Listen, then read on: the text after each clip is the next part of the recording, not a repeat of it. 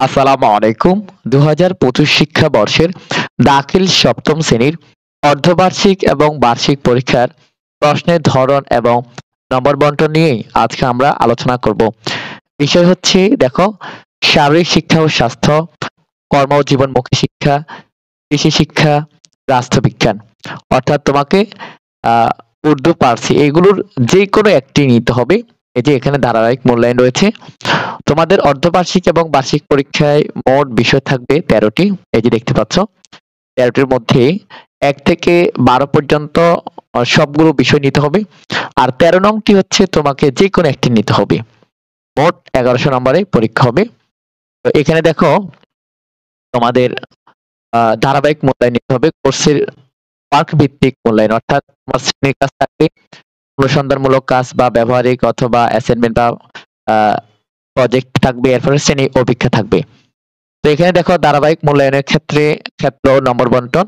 শ্রেণীর কাজ থাকবে ২০ নাম্বার, এরপরে অনুসন্ধানমূলক কাজ থাকবে ১০ নাম্বার অর্থাৎ অ্যাসাইনমেন্ট, আর শ্রেণী ও পরীক্ষা অর্থাৎ ক্লাসের পরীক্ষা হবে ২০ নাম্বার। মোট এই যে ৫০ নাম্বারে তোমাদের মূল্যায়ন পরীক্ষা হবে। মানে অর্ধবার্ষিক এবং বার্ষিক পরীক্ষা। দেখো, অর্ধবার্ষিক এবং বার্ষিক পরীক্ষা। তো এখানে কিন্তু ধারাবাহিক মূল্যায়ন আছে। তো এবার দেখো কিভাবে মূল্যায়ন হবে। শ্রেণীর কাজের অন্তর্ভুক্ত, এখানে কিন্তু প্রথমে শ্রেণীর কাজ আছে। শ্রেণীর কাজের অন্তর্ভুক্ত কি কি আছে?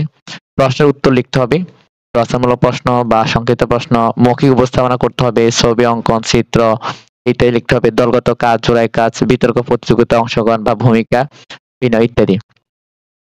এরপরে ব্যবহারিক কাজ থাকবে। এরপরে হচ্ছে অনুসন্ধানমূলক কাজ বা অ্যাসাইনমেন্টের জন্য কি কি আছে। শুধু মুখস্থ নির্ভর নয়, বরং শিক্ষার্থীর চিন্তন দক্ষতা ও সৃজনশীলতার বিকাশ ঘটে এমন হাতে কলমে কাজ ইত্যাদি। এরপরে হচ্ছে অভিক্ষার অন্তর্ভুক্ত। অভিক্ষা বলতে শ্রেণীর অভিক্ষা বলতে শ্রেণীর যে মানে ক্লাসের ভিতর যে পরীক্ষাগুলো আছে, লিখিত ব্যবহারিক কাজ থাকবে, লিখিত অংশের প্রশ্ন থাকবে। এরপর এখানে আরো অনেক কথা আছে, তোমরা দেখে নাও।